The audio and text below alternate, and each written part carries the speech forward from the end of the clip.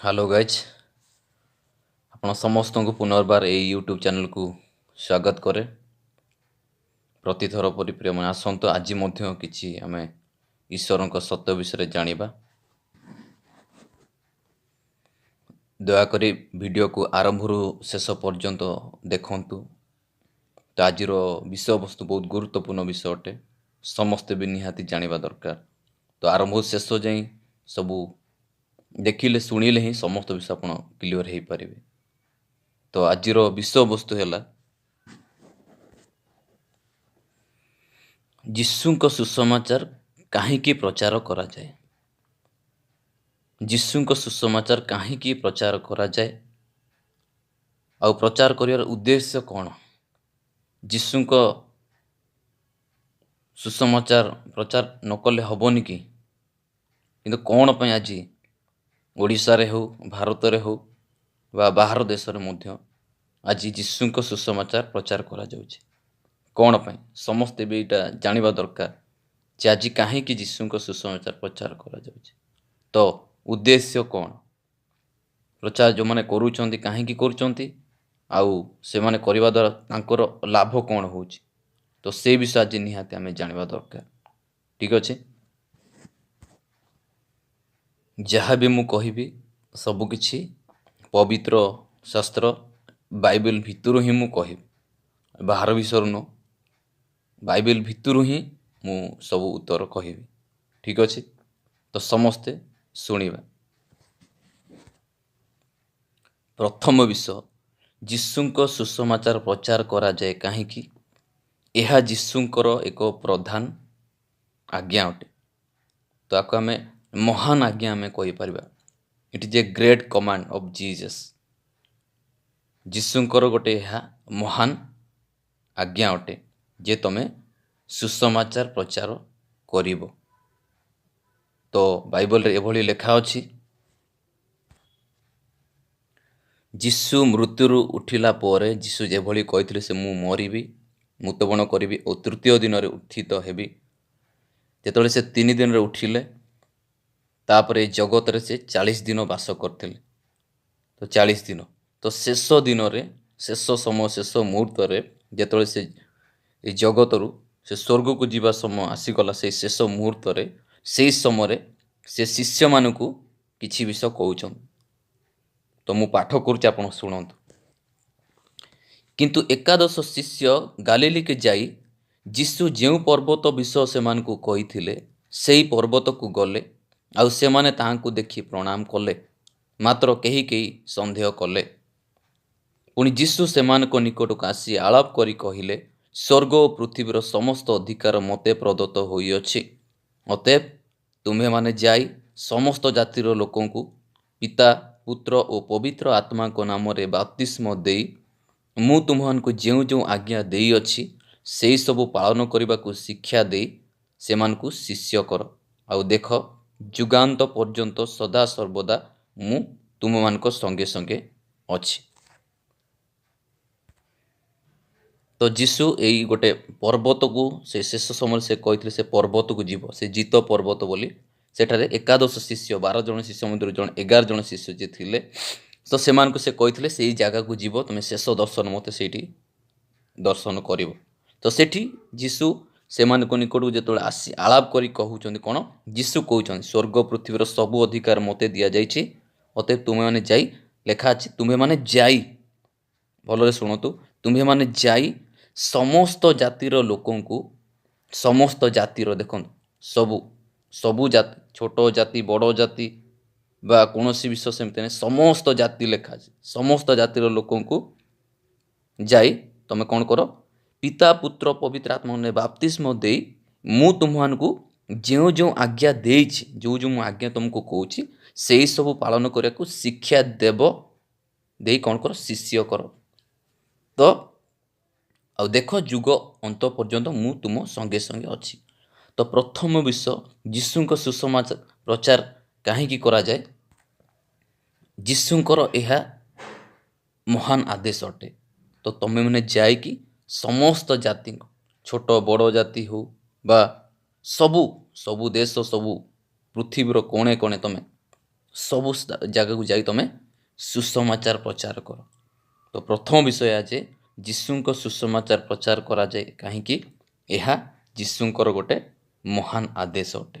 ସେଥିପାଇଁ ଆଜି ଯୀଶୁଙ୍କ ସୁସମାଚାର ପ୍ରଚାର କରାଯାଉଛି ଆଉ କରାଯିବ ବି। ତ ଯଦି ଆମେ ଚିନ୍ତା କରିବା, ଇଂରେଜମାନେ ମଧ୍ୟ ସେମାନେ ଆସିକି ଭାରତରେ ବି ସୁସମାଚାର ସେ ପ୍ରଚାର କରୁଥିଲେ, ଯୀଶୁଙ୍କ ସୁସମାଚାର। କିନ୍ତୁ ତାଙ୍କ ପୂର୍ବରୁ ଏ ବିଷୟ ଆଗରୁ ମଧ୍ୟ ମୁଁ ଭିଡ଼ିଓରେ କହିଥିଲି ଥରେ ଯେ ଯୀଶୁଙ୍କର ଜଣେ ଶିଷ୍ୟ ଥୋମା ବୋଲି, ସିଏ ପ୍ରଥମ ଥର ଆସିଥିଲେ ଭାରତକୁ ଆସିଥିଲେ। କେରଳ ରାଜ୍ୟରେ ସେ ପହଞ୍ଚି ସେଠି ସେ ସୁସମାଚାର ପ୍ରଚାର କରିଥିଲେ। ତାପରେ ଇଂରେଜମାନେ ଆସିକି ସେ ଭାରତକୁ ଆସି ସେ ସୁସମାଚାର ପ୍ରଚାର କରିଥିଲେ। ତ ଆସିବାର ମୁଖ୍ୟ କାରଣ କାହିଁକି? ଯୀଶୁ ଏଟା ଆଜ୍ଞା ଦେଇଥିଲେ। ତ ଶିଷ୍ୟ ମଧ୍ୟରୁ ପ୍ରଥମ ସେ ଜଣେ ଶିଷ୍ୟ ଥିଲେ ଯେ ଥୋମା, ସିଏ ମଧ୍ୟ ଯୀଶୁଙ୍କର ଏହି ମହାନ ଆଦେଶକୁ ସେ ପାଳନ କରିକି ସେ ବିଷୟକୁ ନେଇକି ହିଁ ସେ ଆସିଥିଲେ, ସେ ସୁସମାଚାର ପ୍ରଚାର କରିଥିଲେ। ନମ୍ବର 1। ତ ଆଜି ମଧ୍ୟ ସୁସମାଚାର ପ୍ରଚାର କରାଯାଉଛି। ଦ୍ୱିତୀୟ ବିଷୟ କାହିଁକି ଯୀଶୁଙ୍କ ସୁସମାଚାର ପ୍ରଚାର କରାଯାଏ, ତାହା ହେଉଛି ଯୁଗ ଅନ୍ତ ହେବାର ସମୟ ପାଖେଇ ଆସୁଅଛି। ଏହି ପୃଥିବୀ, ଯେଉଁ ପୃଥିବୀରେ ଆଜି ଆମେ ବାସ କରୁଛେ, ଏହି ପୃଥିବୀ ଦିନେ ବିନଷ୍ଟ ହେବ। ତ ଯୁଗ ଦିନ ଅନ୍ତ ହେବ, ଏଇଟା କେବଳ ବାଇବଲରେ ନୁହଁ, ସମସ୍ତ ଶାସ୍ତ୍ରରେ, କୋରାନରେ ବି ଲେଖା ଅଛି। ଆମର ଗୀତାରେ ମଧ୍ୟ ଲେଖା ଅଛି। ଯେମିତି ମାଳିକା ଆମେ କହୁଛେ, ମାଳିକାରେ ମଧ୍ୟ ଲେଖା ଅଛି। ତ ସମସ୍ତ ଶାସ୍ତ୍ରରେ ଲେଖା ଅଛି ଯେ ଦିନେ ଯୁଗ ଅନ୍ତ ହେବ, ପୃଥିବୀ ବିନଷ୍ଟ ହେବ। ତ ବାଇବଲରେ ଲେଖା ଅଛି ଯେ ଆଉ ସମସ୍ତ ଜାତି ନିକଟରେ ସାକ୍ଷ୍ୟ ଦେବା ନିମନ୍ତେ ରାଜ୍ୟର ଏହି ସୁସମାଚାର ସମୁଦାୟ ପୃଥିବୀରେ ଘୋଷଣା କରାଯିବ, ତତ୍ପରେ ଯୁଗ ଅନ୍ତ ହେବ। ଦେଖନ୍ତୁ ମୁଁ କ'ଣ କହିଲି? ଯୁଗ ଅନ୍ତ ହେବାର ସମୟ ପାଖି ଆସୁଛି, ସେଥିପାଇଁ ଯୀଶୁଙ୍କ ସୁସମାଚାର ପ୍ରଚାର କରାଯାଉଅଛି। ସମସ୍ତ ଜାତି ନିକଟରେ, ଏଇଠି ପୁନର୍ବାର ଲେଖା ହେଲା, ସମସ୍ତ ଜାତି ନିକଟରେ ସାକ୍ଷ୍ୟ ଦେବା ପାଇଁ ନିମନ୍ତେ ରାଜ୍ୟର, ମୁଁ କହିଥିଲି ସ୍ୱର୍ଗ ରାଜ୍ୟର ସୁସମାଚାର, ଯୀଶୁଙ୍କ ସୁସମାଚାର ସମୁଦାୟ ପୃଥିବୀରେ ଘୋଷଣା କରାଯିବ, ସବୁଆଡ଼େ ପ୍ରଚାର କରାଯିବ, ତାପରେ ଯୁଗ ଅନ୍ତ ହେବ ବୋଲି। ଆଜି ପର୍ଯ୍ୟନ୍ତ ଯୁଗ ଯଦି ଅନ୍ତ ହେଇନାହିଁ, କାହିଁକି? ଯୀଶୁଙ୍କ ସୁସମାଚାର ସମସ୍ତ ପୃଥିବୀରେ, ସମସ୍ତ ଦେଶରେ, ସବୁ ଜାଗାରେ ପ୍ରଚାର ହେଇନାହିଁ। ତ ଯେତେ ଶୀଘ୍ର ସୁସମାଚାର ପ୍ରଚାର ହେଇଯିବ ସବୁ ଜାଗାରେ, କିଏ ବିଶ୍ୱାସ କରନ୍ତୁ ବା ନ କରନ୍ତୁ, ସେଇଟା ପର୍ସନାଲ ଚଏସ୍, କିଏ ଗ୍ରହଣ କରନ୍ତୁ ବା ନ କରନ୍ତୁ। କିନ୍ତୁ ଯୀଶୁଙ୍କ ସୁସମାଚାର ଯେପରି ସମସ୍ତ ଏରିଆରେ, ସମସ୍ତ ସ୍ଥାନରେ ଯଦି ପହଞ୍ଚିବ, ଆଟଲିଷ୍ଟ ସେମାନେ ଶୁଣିବେ କାନରେ, ଶୁଣିଲା ପରେ ଲେଖା ଅଛି ତାପରେ ଯୁଗ ଅନ୍ତ ହେବ।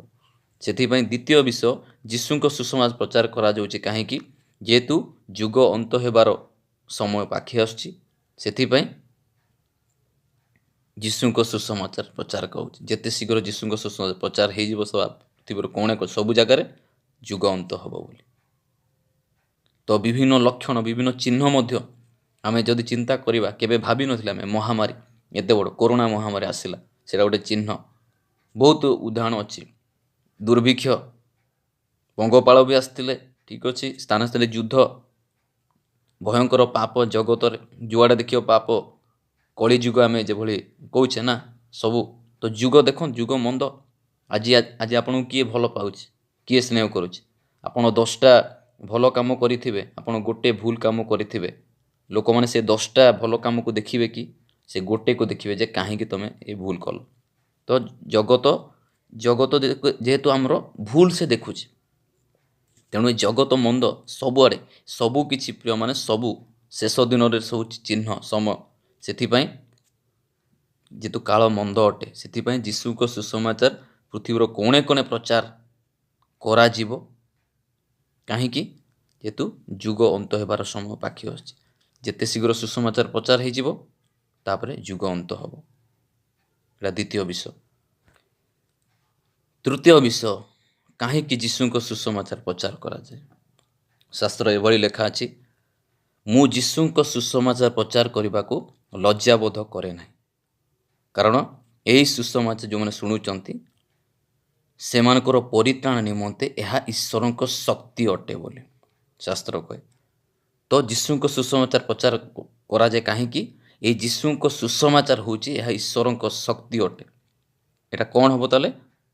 ପରିତ୍ରାଣ ଆମକୁ ଦେଇପାରିବ, ଲୋକମାନଙ୍କୁ, ସମସ୍ତଙ୍କୁ। ତ ପରିତ୍ରାଣ ନିମନ୍ତେ ଏହା ଈଶ୍ୱରଙ୍କ ଶକ୍ତି ଅଟେ। ସେଥିପାଇଁ ଯୀଶୁଙ୍କ ସୁସମାଚାର ପ୍ରଚାର କରାଯାଉଛି, ଯେହେତୁ ଏଇଟା ଯେହେତୁ ଗୋଟେ ସୁସମାଚାର ଗୋଟେ ମାଧ୍ୟମ, ଏଇଟା ଈଶ୍ୱରଙ୍କ ଶକ୍ତି ଆମକୁ ପରିତ୍ରାଣ ଉଦ୍ଧାର କରିପାରେ ସବୁ ପରିସ୍ଥିତିରୁ, ରୋଗ ବ୍ୟାଧିରୁ, ପାପରୁ, କଷ୍ଟରୁ। ମୁଖ୍ୟ ବିଷୟ ଆମେ ଭୁଲିବାନି, ଏ ଜଗତରେ ଜଣେ ଅଛି, ଜଣେ ଶୟତାନ ବୋଲି, ସେଇ ଜଣେ ଈଶ୍ୱରଙ୍କର ଜଣେ ଦୂତ ଥିଲେ। ସେଇ ଦୂତ ଆଜି ସେ ଈଶ୍ୱରଙ୍କ ବିରୁଦ୍ଧରେ କାର୍ଯ୍ୟ କରି ସେ ସ୍ୱର୍ଗରୁ ପୃଥିବୀକୁ ପତିତ ହୋଇଛନ୍ତି। ପୃଥିବୀରେ ଆଜି ସେ ଶୟତାନ ଅଛି। ତ ସିଏ ତାର ଟାର୍ଗେଟ୍ ହେଲା ମନୁଷ୍ୟମାନଙ୍କୁ। ତ ତା କବଳରୁ ମଧ୍ୟ ସମସ୍ତ ବନ୍ଧନ, ରୋଗ, ଅଭିଶାପ, ପାପରୁ ସବୁ ବିଷୟରୁ କ'ଣ ପରିତ୍ରାଣ କରିପାରିବ, ଉଦ୍ଧାର ଆମେ ପାଇପାରିବା। ତେଣୁ ଏହା ସୁସମାଚାର ଗୋଟେ ଈଶ୍ୱରଙ୍କ ଶକ୍ତି ଅଟେ, ଯେଉଁଟା ଆମକୁ ଉଦ୍ଧାର ପରିତ୍ରାଣ କରିପାରିବ। ସେଥିପାଇଁ ଯୀଶୁଙ୍କ ସୁସମାଚାର ପ୍ରଚାର କରାଯାଏ। ତ ପ୍ରିୟମାନେ, ଏଇଠି ମୁଁ ଗୋଟେ ବିଷୟ ଏବେ ମୋର ମନେ ପଡ଼ୁଛି। ତ ବର୍ତ୍ତମାନ ଯେଉଁ ଫିଲ୍ମ ଏବେ ବାହାରିଛି, ଆପଣ ଜାଣିଥିବେ, ସେଇଟା ଯୀଶୁଙ୍କ ବିଷୟକୁ ରିଲେଟ୍ ହେଇକି ସେ ଫିଲ୍ମ ଗୋଟେ ବାହାର କରାଯାଇଛି। ଏବେ ଜାଣିଛେ ସନାତନୀ କର୍ମ ହିଁ ଧର୍ମ ବୋଲି, ତା ଆମେ ଜାଣିଛେ। ତ ସେଇ ଫିଲ୍ମର ଯାହା ଟ୍ରେଲର 3 ମିନିଟ୍ର ଅଛି, ସେଠି ବହୁତ ବିଷୟ ଅଛି ଜଣା ହେଇଛି। ସେଠୁ କିଛି ଜଣାପଡ଼ୁଛି ଯେ ସେଠି ଯିଏ ବି ସୁସମାଚାର ପ୍ରଚାର କରୁଛନ୍ତି, ଆଦିବାସୀ ବା ଲୋକମାନଙ୍କୁ, ଗରିବ ଲୋକମାନଙ୍କୁ ଟାର୍ଗେଟ୍ କରାହେଇକି ସେମାନଙ୍କୁ ପଇସା ପତ୍ର ଦିଆହେଉଛି, ଦେଇକି ସେମାନଙ୍କୁ କ'ଣ କନଭର୍ଟ କରାହେଉଛି।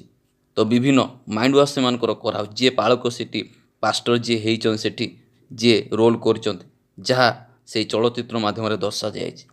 ତ ଏଇଟା ଗୋଟେ କ'ଣ ବ୍ୟାଡ୍ ଆଫେକ୍ଟ ପଡ଼ୁଛି ଖ୍ରୀଷ୍ଟିଆନମାନଙ୍କ ପାଇଁ ମଧ୍ୟ, ଯେଉଁମାନେ ଯୀଶୁଙ୍କୁ ବିଶ୍ୱାସ କରିଛନ୍ତି। ତ ସେମାନଙ୍କ ପାଇଁ ମଧ୍ୟ ଏଇଟା ଗୋଟେ ପ୍ରଶ୍ନ, ଯଦି ଏଇ ବିଷୟ ପ୍ରକୃତରେ ଘଟୁଛି, ଯାହା ବି ଫିଲ୍ମରେ ଯେଉଁଟା ଦର୍ଶାଯାଇଛି ତା ଯଦି ସତରେ, ତାହେଲେ ସେଇ ବିଷୟ ପ୍ରତି ସେଇଟା ଷ୍ଟପ୍ ହେବା ଦରକାର। ଆମେ ଆକ୍ସନ୍ ନେବା ଦରକାର ଯେ ସେଇ ବିଷୟ ନୁହଁ, ସେ ବିଷୟ କରିବା ଠିକ୍ ନୁହଁ। କାରଣ ଶାସ୍ତ୍ର, ପବିତ୍ର ଶାସ୍ତ୍ର, ବାଇବଲ କେବେ ବି କହେନି ତୁମେ ପଇସା ଦେଇକି, ଅନ୍ୟକୁ ଦେଇକି ତୁମେ ପରିବର୍ତ୍ତନ କର ବୋଲି ନୁହଁ। ଗୋଟେ ବିଷୟ ପ୍ରିୟମାନେ ଆମେ ଜାଣିବା, ପରିବର୍ତ୍ତନ ମଣିଷ ମୁଁ ଜଣକୁ ପରିବର୍ତ୍ତନ କରିପାରିବି ନାହିଁ। ମୁଁ କେବଳ ଅନ୍ୟକୁ କହିପାରିବି, କିନ୍ତୁ ତାର ରହିଲା ଉପରେ ଡିପେଣ୍ଡ କରୁଛି, ତାର ପର୍ସନାଲ ଚଏସ୍। ସିଏ ଯଦି ମୋ କଥାକୁ, ମୋ ଶିକ୍ଷାକୁ ଶୁଣି ସେ ଯଦି ଗ୍ରହଣ କଲା, ହୃଦୟରେ ବିଶ୍ୱାସ କଲା ଯୀଶୁଙ୍କୁ, ତ ସେଥିରେ ନୋ ଅବଜେକ୍ସନ୍। ସମସ୍ତଙ୍କୁ ପ୍ରଚାର କରିବାର ଅଧିକାର ଅଛି, ସବୁ ଧର୍ମର ଲୋକଙ୍କର। ସମସ୍ତ ନିଜର ଧର୍ମ ବିଷୟ ନେଇକି ବା ଆମେ ସୁସମାଚାର ପ୍ରଚାର କରିପାରିବା, ସେଇଟା ନୋ ଅବଜେକ୍ସନ୍। କିନ୍ତୁ ପଇସା ପ୍ରଲୋଭନ ଦେଖେଇକି କେବେ ବି ଜଣକୁ ପରିବର୍ତ୍ତନ କରିବା ପାଇଁ ଶାସ୍ତ୍ରରେ ସେଭଳି ବି ଲେଖା ହେଇନାହିଁ। ମୁଁ ଯାହା ବି କରୁଛି ଯୀଶୁଙ୍କ ବିଷୟକୁ ନେଇକି, ଆଉ ଥରେ ମୁଁ କହୁଛି, ୟୁଟ୍ୟୁବ୍ ଯାହା ବି ଏ ଚ୍ୟାନେଲ୍ କ୍ରିଏଟ୍ କରିବାର ଉଦ୍ଦେଶ୍ୟ କୌଣସି କାହାକୁ ବା କୌଣସି ଧର୍ମକୁ ଟାର୍ଗେଟ୍ ବିଷୟ ପାଇଁ ନୁହଁ। ମୁଁ ଯୀଶୁଙ୍କୁ ବିଶ୍ୱାସ କରେ, ଠିକ୍ ଅଛି, କିନ୍ତୁ ସବୁ ବିଷୟକୁ, ସମସ୍ତ ବିଷୟର, ସମସ୍ତ ଧର୍ମର, ସମସ୍ତ ବିଷୟର, ସମସ୍ତଙ୍କ ଚିନ୍ତା ଭାବନା, ସମସ୍ତ ମତ କ'ଣ, ସେଇ ବିଷୟକୁ ସମସ୍ତ ଦୃଷ୍ଟିରେ ଯଦି ଯଥାର୍ଥ ବିଷୟ ଯେଉଁଟା ଥିବ, ସେଇ ବିଷୟକୁ ହିଁ ଗୁରୁତ୍ୱ ଦେବା ପାଇଁ ମୁଁ ଚେଷ୍ଟା କରେ। କେବଳ ବାଇବେଲ ନୁହେଁ, ଆମେ ସବୁ ବିଷୟ ବି ଆମେ ଜାଣିବା, ଭାଗବତ, ଗୀତା, ବେଦ, ଶାସ୍ତ୍ର, ପୁରାଣ, କୋରାନ, ସବୁ ବିଷୟ ବି ଜାଣିବା ଆମର ବି କର୍ତ୍ତବ୍ୟ, ମୋର ବି କର୍ତ୍ତବ୍ୟ।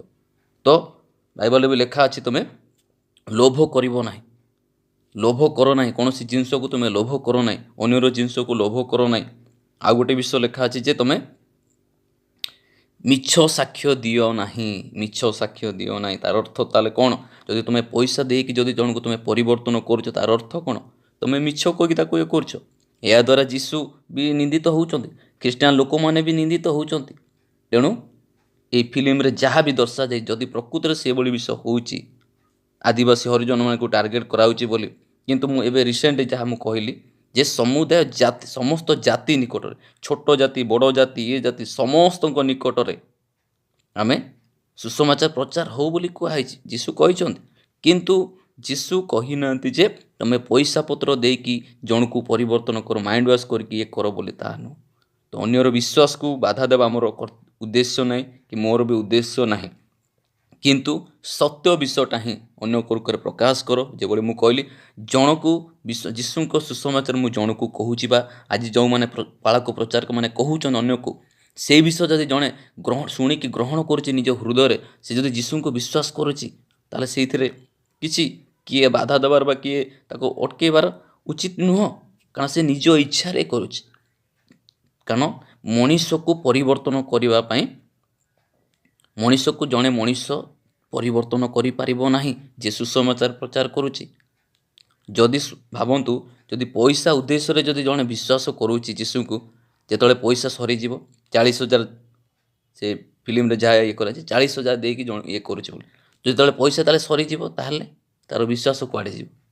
ଯେ ତାହେଲେ କ'ଣ 40,000 ସରିଲା ପରେ ପୁଣି କ'ଣ ନିଜ ଇଏକୁ ତ ଆସିବ ନା? ତ ଏଇଟା ଭାବନ୍ତୁ। ତ ଯାହା ବି ଆପଣ ଫିଲ୍ମ, ଯେଉଁଟା ବି ମୁଁ ବି ଅପେକ୍ଷାରେ ଅଛି ସେ ଫିଲ୍ମ ବାହାରୁ କ'ଣ ବିଷୟ ଅଛି, ଆକ୍ଚୁଆଲି ବିଷୟଟା କ'ଣ।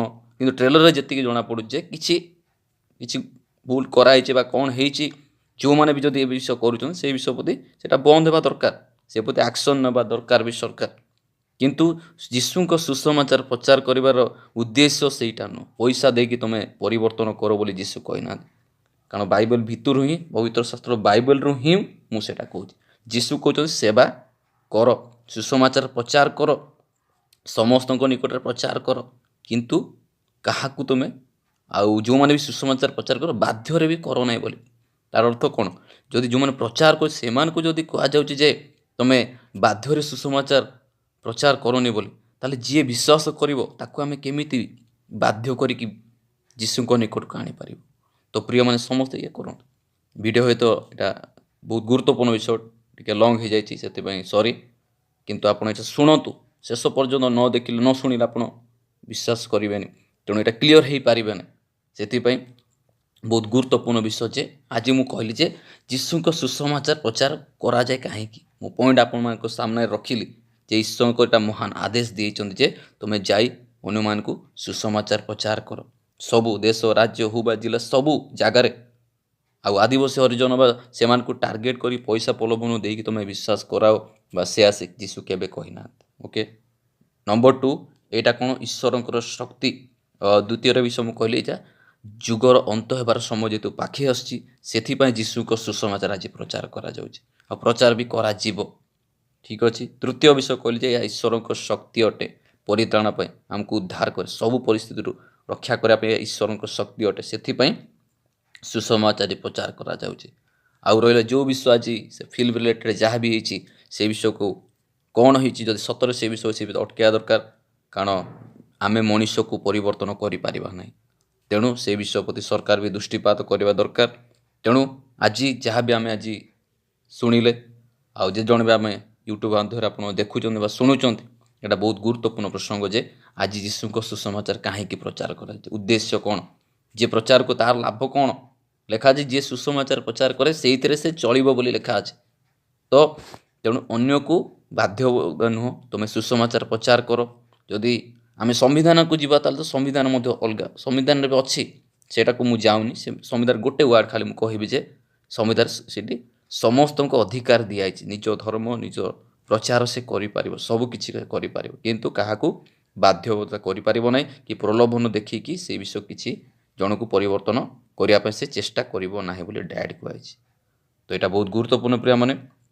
ତେଣୁ ଆପଣ ଆରମ୍ଭ ଶେଷ ଯାଏଁ ଏ ବିଷୟକୁ ଶୁଣିଛନ୍ତି, ଦେଖିଥିବାରୁ ଆପଣମାନଙ୍କୁ ବହୁତ ବହୁତ ଧନ୍ୟବାଦ।